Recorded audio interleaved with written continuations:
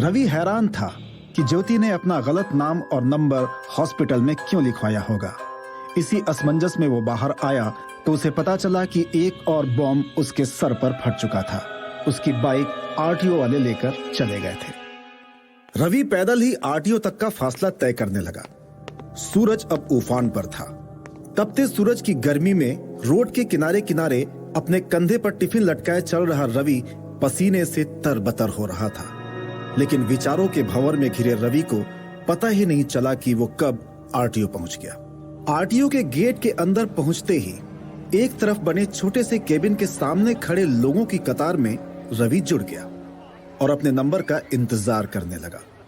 कड़कती दोपहर की तपती धूप में करीब 15 मिनट के बाद रवि का नंबर आया। केबिन के अंदर बैठे आदमी ने पूछा, गाड़ी का नंबर बताओ। DL045221 स्प्लेंडर है जी। केबिन में बैठे आदमी ने एक रसीद बनाई और कहा 200 रुपए। जंग लगी जाली के पीछे बैठा आदमी अभी रवि को किसी दुश्मन से कम नहीं लग रहा था।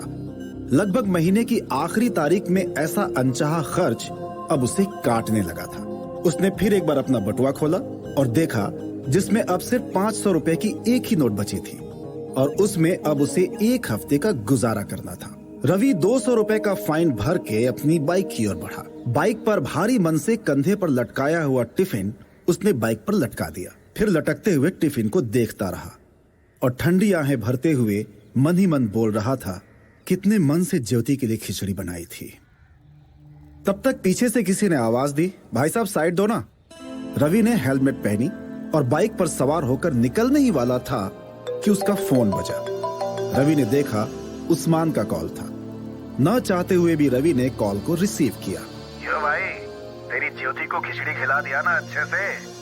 अब तुझे भी लंच में खिचड़ी ही खानी है या आ रहा है गुरु के ढाबे पर है? कॉल के दूसरी तरफ उस्मान था जिसे रवि की हालत का जरा भी अंदाजा नहीं था।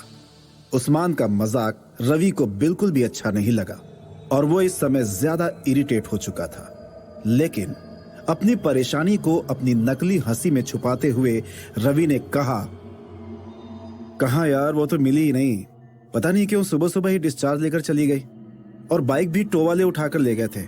अभी आरटीओ से लेकर निकल ही रहा था। उसकी बात सुनकर उस्मान ठहाके लेते हुए हंसा। देखो भैया, हम कह रहे थे ना, लड़की के चक्कर में पड़ोगे तो फंसोगे। रवि अब थोड़ा झल्ला गया था और उसने कड़वाहट से कहा, हो गया तेरा, अब फोन रखो। उधर उस्मान रवि का खराब मूड भांप गया था। उसने पूछा, राम्या से कुछ बात हुई क्या तेरी? उसने कुछ कहा क्या? उस्मान अभी कुछ आगे बोलने ही जा रहा था कि रवि के माथे पर बल पड़ने लगे और उसे अब सुबह में आया राम्या का मैसेज कुछ कुछ समझ में आ रहा था और उसने गुस्से में उस्मान से कहा, क्या राम्या राम्या लगा रखा है, बताओ क्या बात है। रवि अब थोड़ा गुस्से में था। उस्मान ने अब शुरू से कल रात की बात रवि को बताई। भाई, राम्या को ज्योति पर शक था। उसे लग रहा था कि वो लड़की गड़बड़ है और तुझे कोई नुकसान पहुंचा सकती है। इसीलिए राम्या बीच रास्ते में ही उतर गई थी और तेरे पीछे हॉस्पिटल की तरफ गई थी भाई।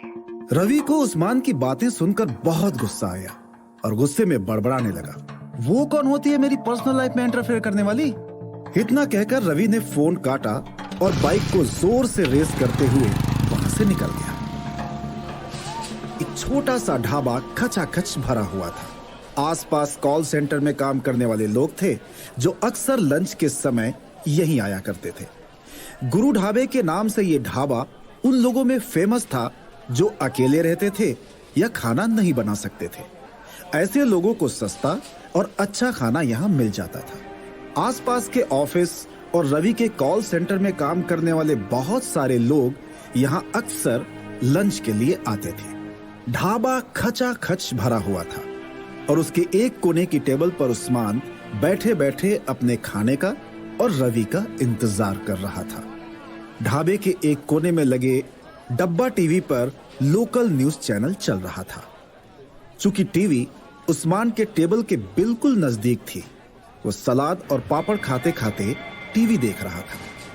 थोड़ी देर बाद रवि आके उस्मान के सामने बैठ गया आते ही रवि ने टेबल पर रखे प्लास्टिक के मग से पानी लिया और एक गिलास पानी एक ही सांस में गटक लिया।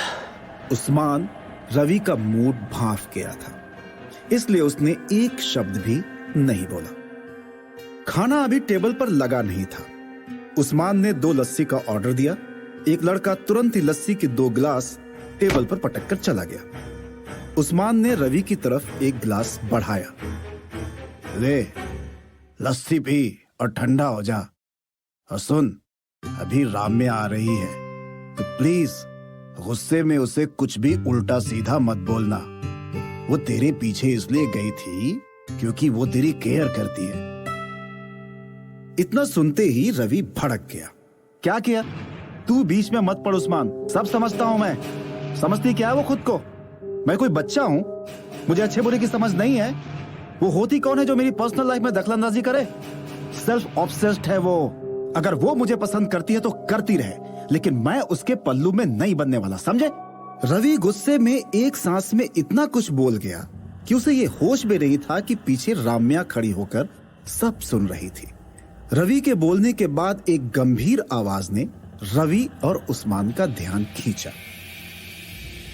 नहीं रवि, मैं जबरदस्ती तुम्हें अपने साथ बांध कर नहीं रखना चाहती।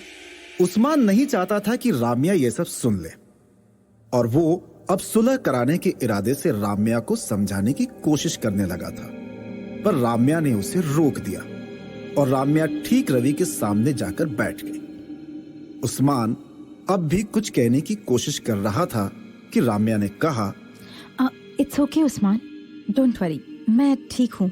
राम्या ने रवि को देखते हुए कहा, हाँ, मैं गई थी कल रात तुम्हारे पीछे हॉस्पिटल, इसलिए कि मुझे उस लड़की पर शक था। मुझे उसकी बातें गले से नहीं उतर रही थी। उसने अपनी कहानी जब हम सबको बताई थी, तब उसने कहा था कि वो उस ड्राइवर से खुद को बचाकर कार से अपना बैग लेकर भाग रही थी और भागते भागते हमारे कार के सामने आकर टकराई थी।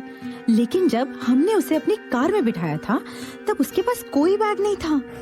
और यही सोचकर मुझे टेंशन हो गई कि कहीं वो लड़की कोई बड़ी गड़बड़ करके तुम्हें फंसा ना दे। तुम ऑलरेडी बहुत पी चुके थे और वो कहीं तुम्हें पुलिस के लफड़े में फंसाकर ब्लैकमेल ना कर दे। तुम्हारे पीछे मैं हॉस्पिटल गई थी और मैंने उस ढोंगी लड़की को धमकी भी दी कि तुम्हारा पीछा करना छोड़ दे, वरना। रवि अब और झल्लाया। उसने गुस्से से राम्या को कहा, वरना क्या वरना? अब तो मैं कहूंगा कि तुम्हारा दिमाग खराब हो गया है। हाँ, हो सकता है कि उसने कुछ बातें झूठ बोली होंगी और अब तो लगता है कि उसने अस्पताल में अपना नाम भी गलत लिखवाया था। लेकिन हो सकता है उसके पास कोई वजह रही होगी। हो सकता है वो कोई बड़ी मुसीबत में होगी। कुछ भी हो सकता है यार। हो सकता है भागने में उसके हाथ से उसका बैग कहीं गिर गया हो। लेकिन राम्या, तुम ऑब्सेस्ड हो, पोजेसिव हो। तुम्हें तुम्हारी फीलिंग्स के आगे किसी और की फीलिंग्स की कोई वैल्यू नहीं है। I am sorry to say that, but you are too much wrapped up in yourself. Ravi की बातों को सुनते सुनते राम्या रुआंसी सी हो गई थी। उसकी आंखों से आंसू बस टपकने ही वाले थे कि उस्मान की नजर टीवी पर पड़ी और उस पर चल रहे न्यूज को देखकर उसके होश उड़ गए। उस्मान ने रवि और राम्या दोनों का ध्यान टीवी की ओर आकर्षित किया। टीवी पर न्यूज चल रही थी और इस न्यूज ने सबके होश उड़ा दिए। न्यूज पर एक वीडियो फुटेज चल रही थी जिसमें एक सफेद कैब रोड की साइड में नजर आ रही थी और कैब के बाहर एक आदमी की लाश पड़ी थी। कैब के आसपास लोगों की भीड़ थी और कुछ पुलिसकर्मी नजर आ रहे थे। न्यूज एंकर की आवाज में खबर सुनाई दे रही थी कि कल रात मुरथल जाने वाले रास्ते में एक सुनसान गली में एक कैब ड्राइवर की हत्या हो गई। गाड़ी की हालत बिल्कुल ठीक थी और इसकी वजह से पुलिस अनुमान लगा रही थी कि ये एक प्लान्ड मर्डर था। टीवी में कैब और कैब ड्राइवर की लाश दिखा रहे थे। वो रास्ता वही था जहां कल रात उसे ज्योति मिली थी। टीवी पर चल रहे वीडियो और खबर सुन के रवि, राम्या, उस्मान तीनों के होश उड़ गए थे। रवि टीवी पर कांस्टेंट चल रहे वीडियो को देख रहा था। लाश के चेहरे को गौर से देखा तो उसके पसीने छूट गए। रवि को याद आया कि कल रात जब मुरथल के ढाबे पर सब लोग खाना खाने गए थे तो उसने उस ड्राइवर को देखा था। ये वही ड्राइवर था जो मुरथल के ढाबे पर पराठे खाते खाते किसी से फोन पर झगड़ रहा था और उसकी बातों से ये लग रहा था कि उसे राइड कैंसिल कर दी थी। रवि सारी घटनाओं को जोड़ने लगा था।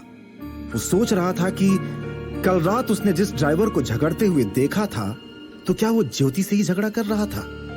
तो क्या ज्योति जिस ड्राइवर से खुद को बचाते हुए भागी थी, वो यही ड्राइवर था? रवि का दिमाग पूरी तरह से घूम रहा था। उसे समझ में नहीं आ रहा था कि कल रात जो लड़की उनको मिली थी, जिसने अपना नाम ज्योति बताया था, उसकी सच्चाई क्या थी? कौन थी वो? कोई विक्टिम या फिर कल्प्रिट? रवि की शक्की निगाहों को देखकर राम्या के चेहरे पर एक हल्की सी मुस्कान थी।